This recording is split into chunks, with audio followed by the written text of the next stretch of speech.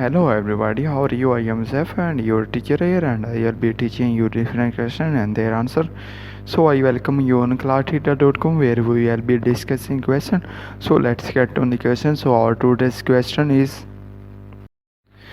which of the following statements about crafting a strategy to be competitively successful in the markets for action cameras and drones is true?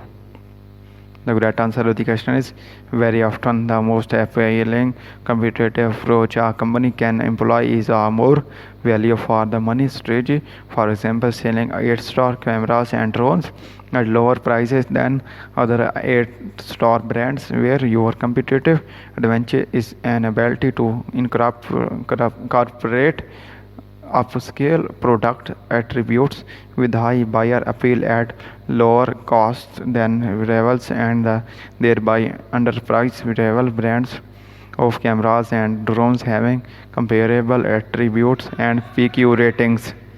So that the correct answer of the question. If you have any question, leave a comment. I will be answering you as soon as I can. Thank you very much for watching the video.